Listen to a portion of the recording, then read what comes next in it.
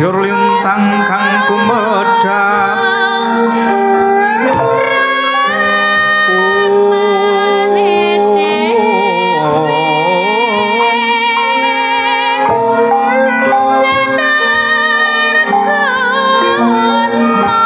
Titi sunyo madya ratri lumrang gandaning puspita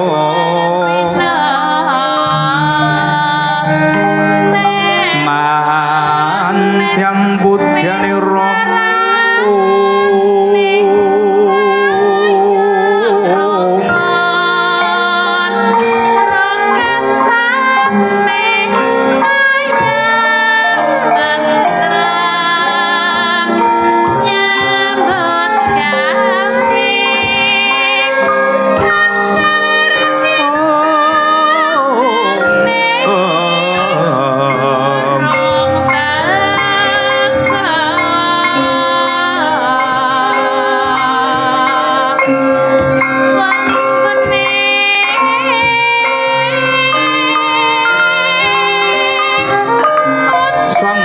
Dwijoram brengeng manungsung sarining kembang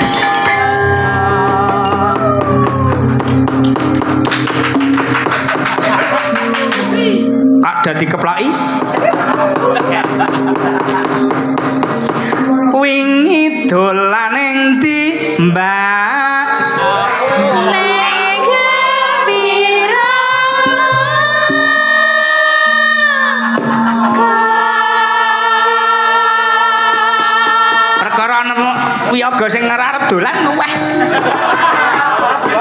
Wong iki butuhe karo mbayu-mbayu sinden kok mau urung nyuara ya. Ayo Kang Garing terus ki ora. Dina Minggu turne.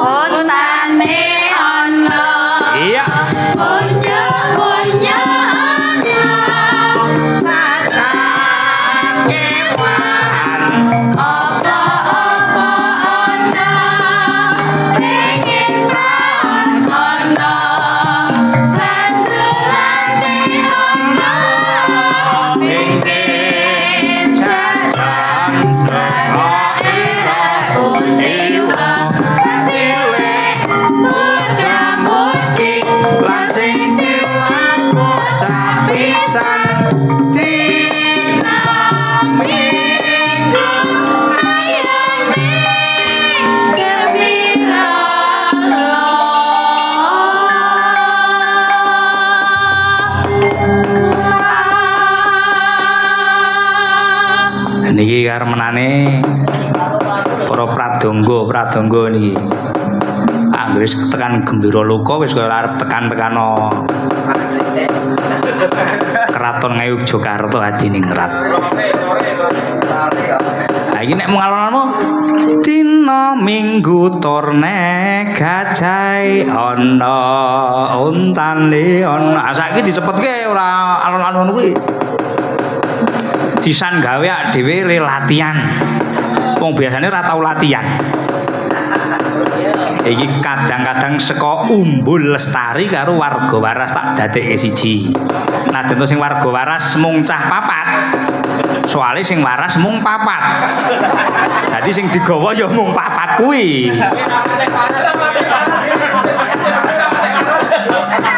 Loh, warga waras kayak iki sing penting waras kok nek sing rapati waras iki mesti mriyang ngono iku ora usah gawa. Wis pokoke ning omah. Ten dalem sesuk mamtung sing begitu wis sehat agi mangkat meneh. Iki karo kanca-kanca Umbul Lestari kaya seragame awake dhewe. Dilah kok le sing nyungging ya ngene iki gambare wae ya ngepas. Paguyuban Umbul Lestari pimpinane sapa Gang? Pimpinane Bapak Ketua ya kuwi Pak Dalimin sing wis saiki munggah derajate nabuh saron. Lah wingi ngopo wingi? Wingi Pak Dalimin ngopo? Wingi agak meres susu saiki dadi penyaron. Lho, sada mundak iki. Ayo alhamdulillah kok ya kuwi jenenge pakaryan ning omah ki dadi iki pemberdayaane kuwi. Petruk iki suwan ning ndi, Truk? Ning Sambisari ning daleme Bapak Sukardi karo Ibu Rahmatun Buhatun. Nek ra kleru bener kok. Acarane apa, Gong? Mahargya tasyakuran. Ya kuwi pinanganten kekalih mugi-mugi dados keluarga ingkang sakinah mawaddah warahmah. Wis pokoke kabeh lancar rezekine, lancar penggaweane, lancar kabeh sing disedia kesembadan. Kabeh cita-citane wong tua kesembadan, kabeh cita-citane manten juga keturutan kabeh. Ayo sing biasanya gek dhewe-dhewe saiki wong loro. Pokoke nek jeneng wong loro kuwi ngopo-ngopo kudu wong loro. Dhewe sowan rene ya ora mung waton. Petruk mau sing saka Barlungan ya terus ganti. Ayo ganti ngene iki ya mau cokoti tengu nang alas. Bisa ora truk tengune njaluk siji. Ora kok ya. Sowan karo sapa? Dik Petruk. Iki sowan karo kanca-kanca Umbul Lestari. Iki sinden-sindene urung wis do kenal kabeh. Tak tepungke dhewe wae mbangane omong dhewe-dhewe. Sisane mau ora do nembang. Sing kulon dhewe iki Mbak Mira. Oh, kleru. Petruk ora apal ngono kok. Iki Mbak Anis. Saking Kulon Praga, nggih to Mbak Anis? Nah, Kulon Progo kuwi, wah iki tak jak wingi agek melu pisan saiki tak jak meneh. Ki soalnya sing siji Mbak Pipit anu meriang. Ora meriang iki. Pripun Mbak Pipit saged nderek mboten warga waras? Anu Mas dipindah mawon le wayangan tanggale. Wah ora iso aku ngono kene iki wis panyuwunane sing di omah kon mindah. Kon mindah dina iki kepiye terusan aku? Pokoke sing ngono mawon aku ngono nggih sanes wekdal nggih. Nggih aku ngono. Ah kuwi Mbak Anis kok Kulon Progo adoh-adoh tak boyong rene supaya nolak udan. Tenan ra ketang lampune petengan iki mau do klicit kabeh, do cawet pira kowe mau. Wis do ganti kok ya, wis kabeh wis do ayu-ayu ya.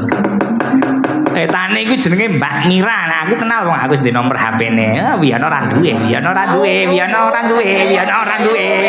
Syukur. Pengen ya wis. Tane meneh. Sapa, Truk? Kayak Mbak Yuni. Nah, Mbak Yuni saka Turgo Gedhe nek rung pindah. Oh, ngapa yo? Sing wo ya mung sing ngedram kuwi, lha biyen lirak-lirik karo Yuni kuwi jek. Nyedak yo ora wani, padahal cerak omah lho, Truk nek kene ndek omah, ndek ndek omah telu, Truk. Ning ndi wae. Ning dhuwur cerak Gunung Merapi duwe, ning Pakem duwe, ning kene iki nyelempit ning ngono kuwi duwe. Wah, wis. Nek sok ora dinjentu rem ora. Ning omah apa ora reti iki Wiyana ngapa iki ning jero kamar ngono kuwi. Sing sok klitah-klitih kae, sing meking kae Mas Supriyanto. Urip. Etane sapa? Etane meneh Mbak Andriana iki sing wingi nganu goleki aku. Nganu. Oh iki to. Wah iki lho, iki senengane sing nyaron kaenak nyaron si Mas Ari ya senengane. Iya senengane sing seneng sing rada mrusuh-mrusuh. Nah, Mas Ari kuwi biyen ya KKN ning kene dadi wis manu di Sherlock kali ngene wayangan wingi Mas Angga. Oh, kulone pas aku ngono kuwi. Nah, Mas Ari sembah nuwun kali Mas Lili, Pak De Kimsu. Wah, kabeh do teko kabeh.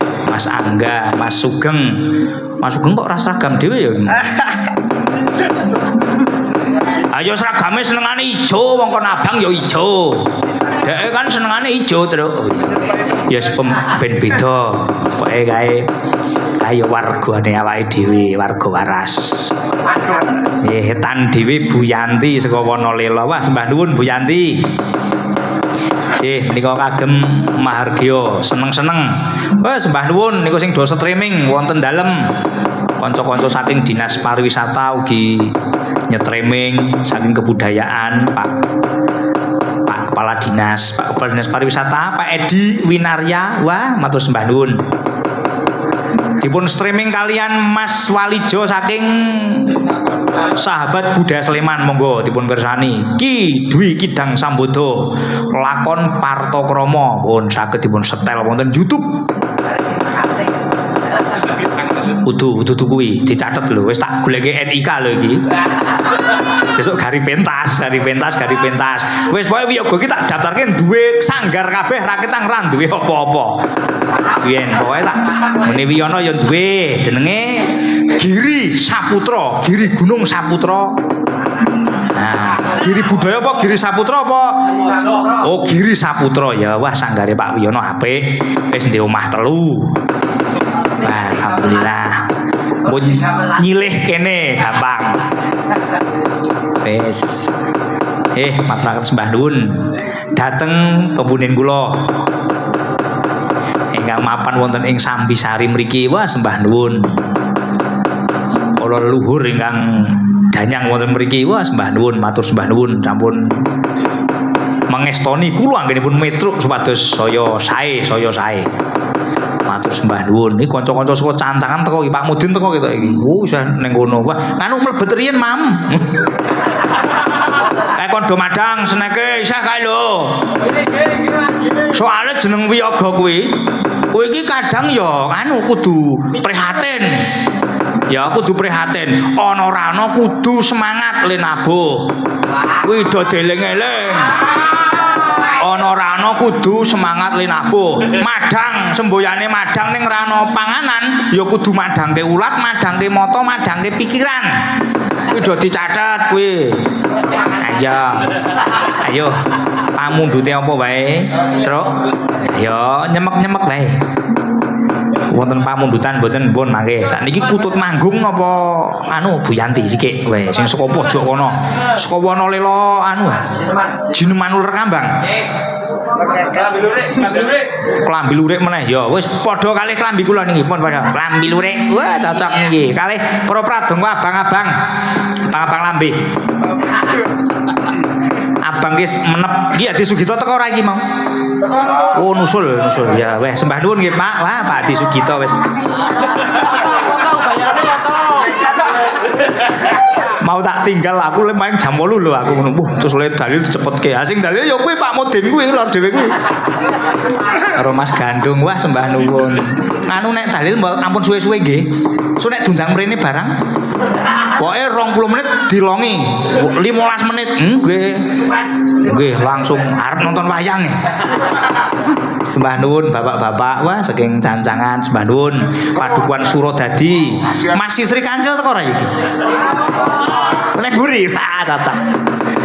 Sing wingi usung-usung gamelan melu. Sing ngusung-usung deklit melu. Ngusung-usung wah kabeh melu. Sembah nuwun Mas Kancil wah. Pepunden kula saking Surodadi, wah padukuan Surodadi, padukuan Cancangan, padukuan Sambisari. Niku dados kekadangan ngumpul sarana ngumpul. Nek ning omah rak peteng lampune, urung urip. Jan wau kula telepon kalih PLN, ngono lampu pateni mawon, mengke ben mriki dipadangi kabeh, mengke men do mriki aku. Oh nggih Mas siap ngoten niku. Wis langsung kirim barat gede. Angin puting beliung wus. Oh iki masa dijabuti lho Pak Wiyono aja aku ngono kuwi sakon aku ya. Nek sing rapo mabur, wah grumbrang mabur tenan. Sembah nuwun pokoke do petengan ning omah ning kene padang. Nek do anu do isih ana snack monggo. Wah dipun suguh maneka warna. Polo pendem, polo kesimpar wonten sedaya, kacang, gembiliwi. Napa niku sing wonten? Pun monggo dipun rahapi. Menawi telas nggih nganu nyuwun kancane. Monggo. Kula pasrahaken dhateng ibu-ibu. Pokoke siji-siji mengke pun anglipun bubar sedaya pun kejatah nembang gending pun tutup. Saking Mbak Anis rumiyin napa sinten? Derek. Oh nggih. Bu Yanti dulu. Nggih. Oh sing tuwa sithik pokoke nek ra sing tuwa sithik iki ora nyes. Nek ra dituwani mungkin ndak ya ora. Nggih dituwani. Niki kermenane Pak Ditumiran niku sing sepuh-sepuh riyin dipun aturi nembang. Utut manggung niku suwi banget ya niki wis nek manggung ki sing garek manggung niku mung kutute Wiyono niku. Oh tenan niku wae ora wayane le manggung. Jam 1 ya manggung, jam 2, setengah 2 niku ya telepon kula. Aku sah ning kene Mas nggih kula turu aku ngono kuwi. Nah kuwi tandha nek sehat. Nggih, esuk-esuk ya manggung. Ora ndek apa-apa ya manggung. Monggo Bu, sing cekak-cekak mawon usah dibawani pun langsung mawon. Klambi lurik napa? Nggih, nderek mawon. Klambi lurik iso latihan lho iki. Sampun kalau iki sampun nate to. Kapan niku? Kae kalau sing nyaron kae wis kapan niku? Kemane? Ya nyes-nyes Kang Garing. Udut-udut. Ambi.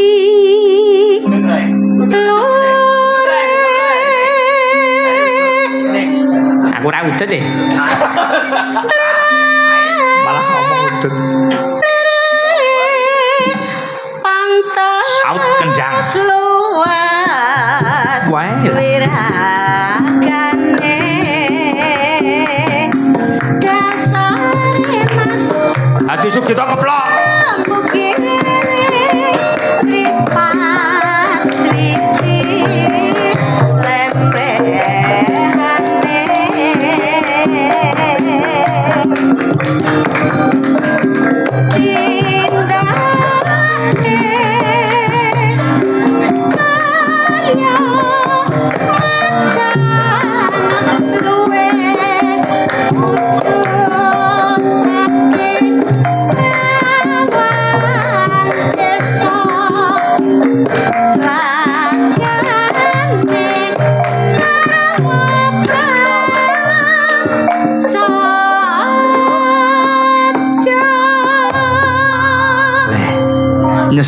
Sugeng. Iya, wah sembah nuwun. Kanca-kanca sing gendir Mbah Semin. Wah, cocok.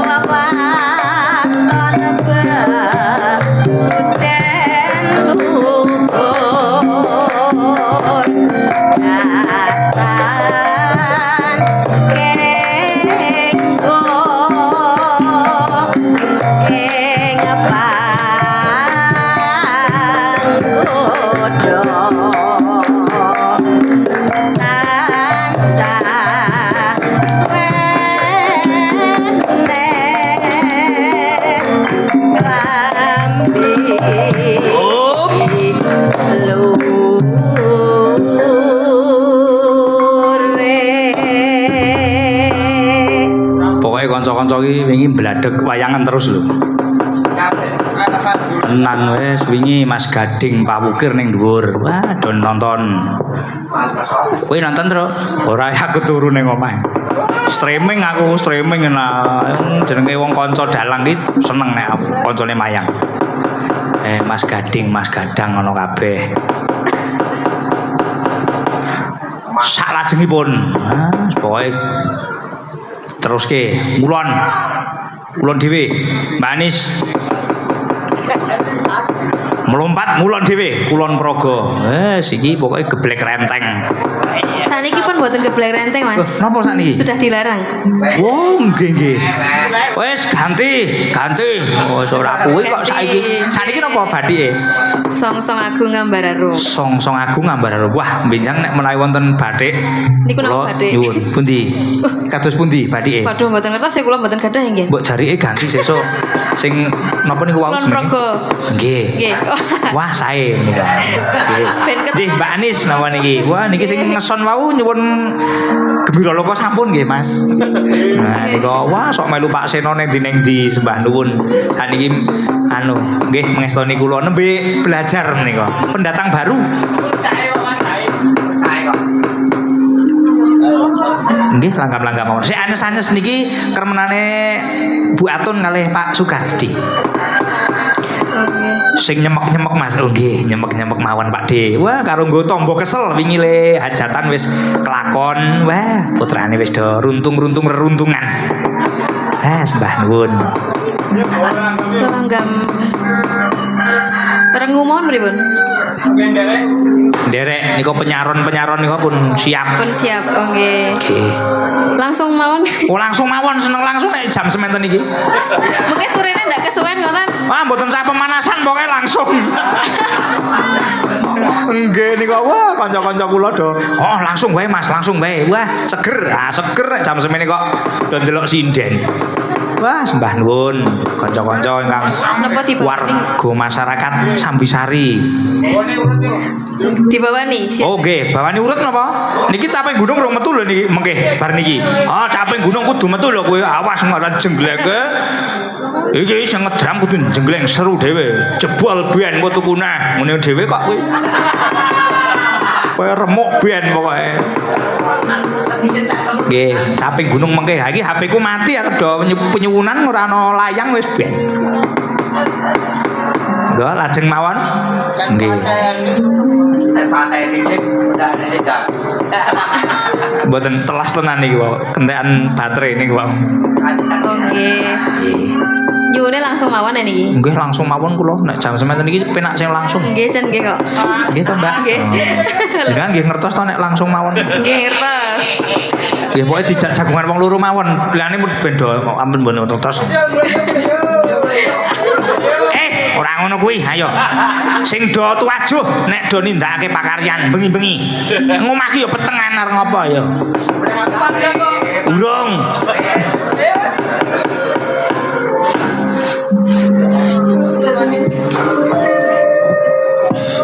Saja ikan tonramu tenapa niku dene sam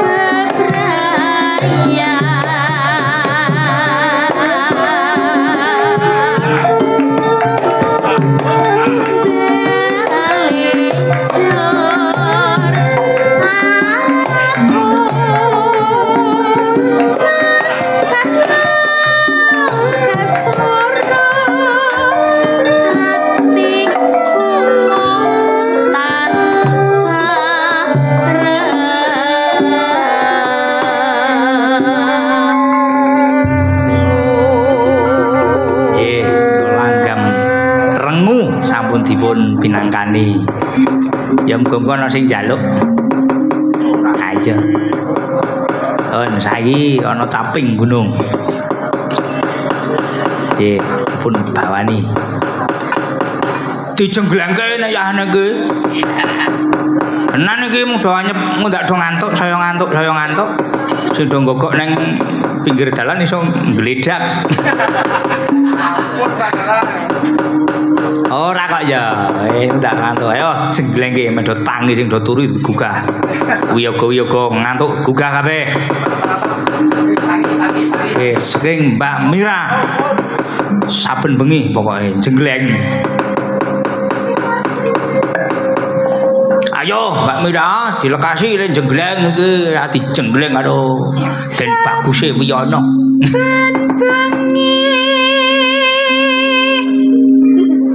Ayo siap-siap lho. Siap-siap. Kendangnya siap.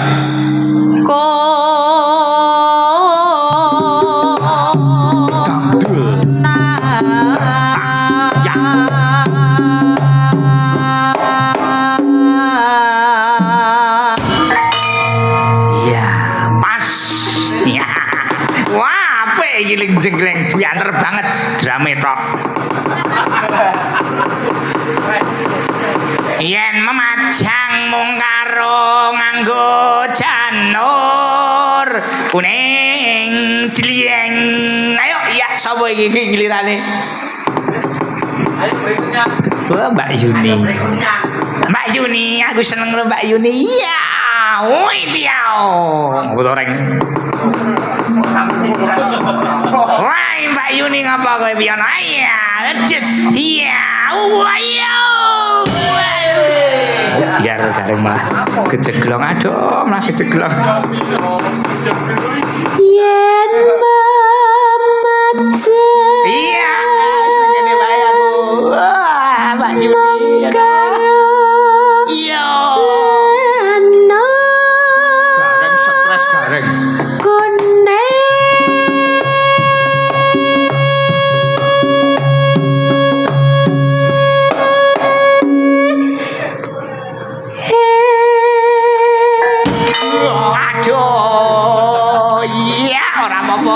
Seneng aku terus nyetan 12 tekan segoro etan. Segoro kidul.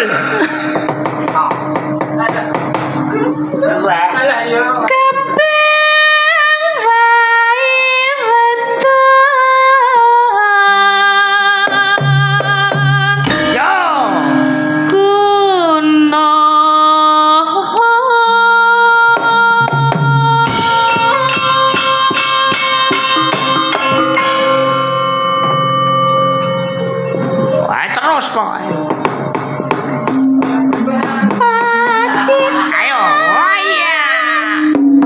Woi.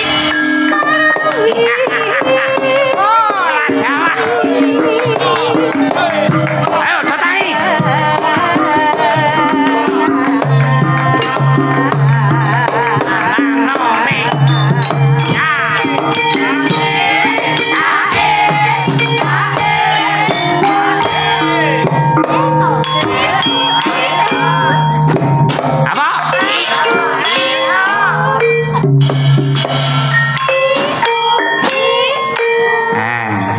Iu ki alon-alon bae.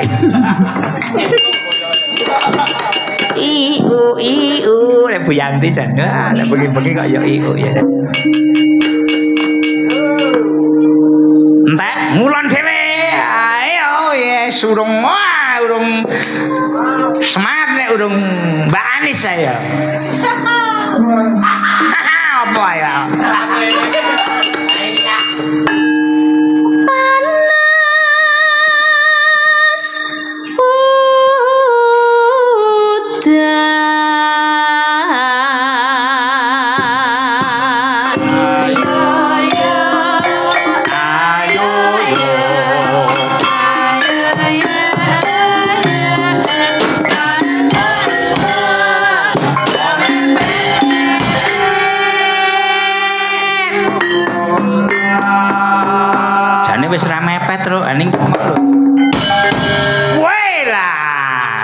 kowe iki.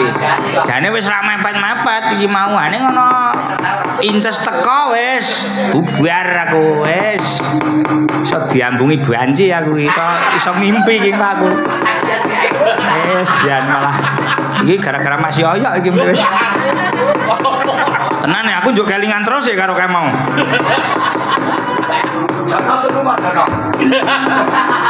Iki panjakku malah double mumet iki malah. Sesuk arep tanggapan meneh bocahe. Wah, jan luar biasa Mas Jono. Lah kono hampir ono delet semplok. Ayo lanjut. Oh, aja digagas karo rembukane Wiyono. Ayo. Panas udan. Hah? Apik. Lembut. Panas suarane. Dhuwur iki. Capek. Iya. Gunung. Ae.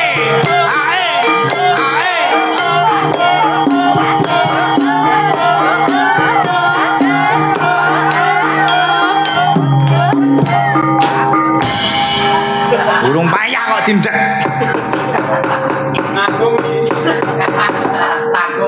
Rasa miso wis. Terus wae ra apa ayo.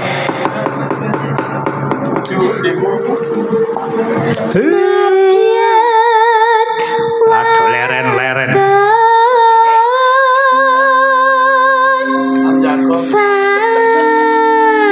Wis diandane. Oh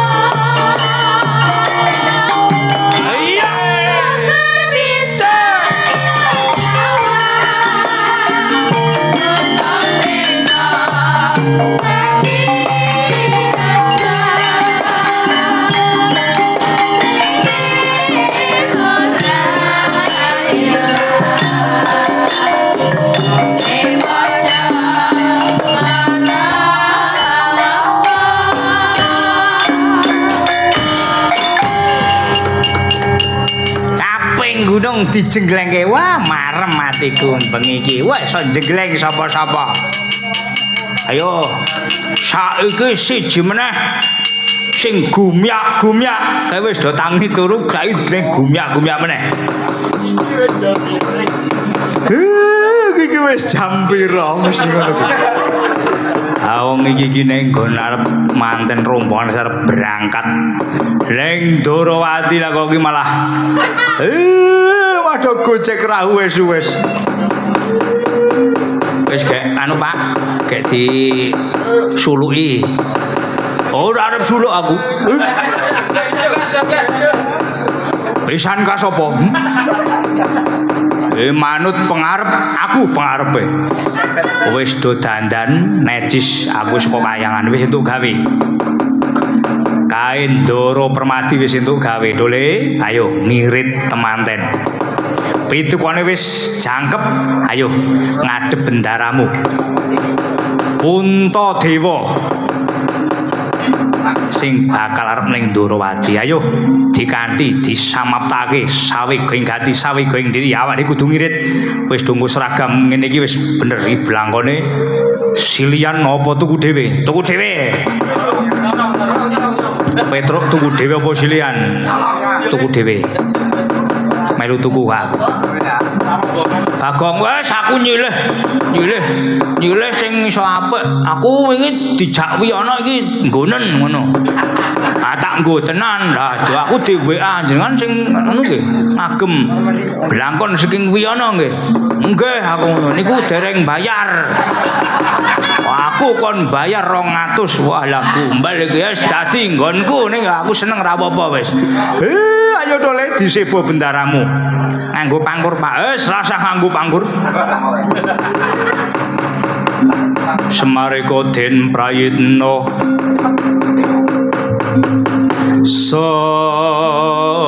samurire seka bali. Rono Titioni Gandayani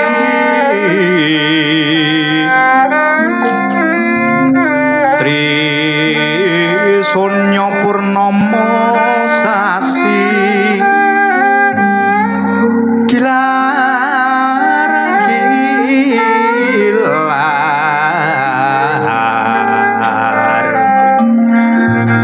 sumedi tengahing latar bilang lintang Bima Sekti.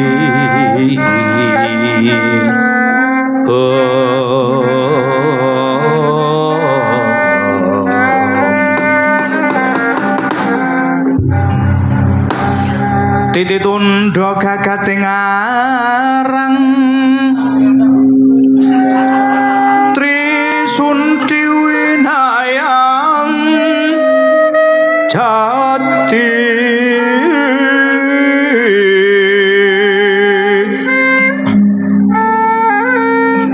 kapat mongko kalimo candala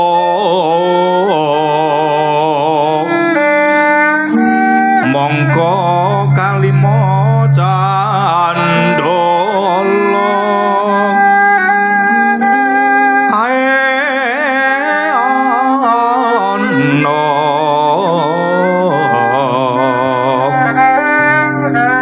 long-long ing jagat sanyata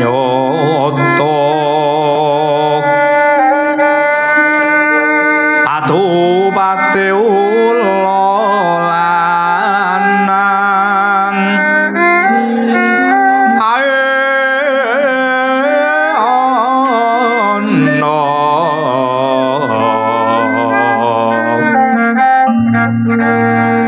patupate ula lanang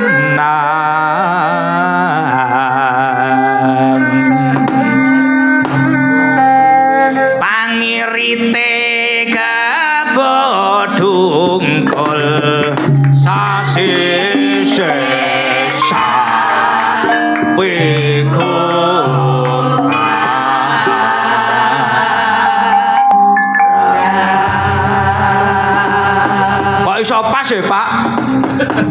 Kaya kanjenge Praba Prayitna. Ya ngono kuwi nek model kraton Ngayogyakarta aja lali to, Le. Ayo ana kuwi apik aja diganti ung. Nek ung ya ana. Kuwi urung nek anu. Suluk-suluk sing tak cakep ki saka kanjenge Praba Prayitna. Ha sing niru Mas Yoyok kae. Ning Mas Yoyok menggok dadi penggerong.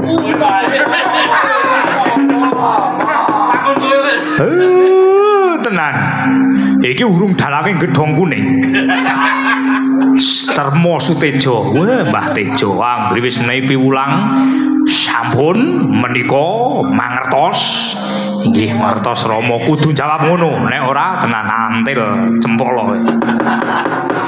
Sembah nuwun. Wah, Mbah Gedhong Kuning. Mbah Termo Sutejo. Ayo gedho mangkat. Ngadhep karo bendaramu. Tole? Nggih, Pak. Monggo, Pak, kula dherekaken. Ayo, Pak. Ayo, Mar. Tak dherekke, Mar.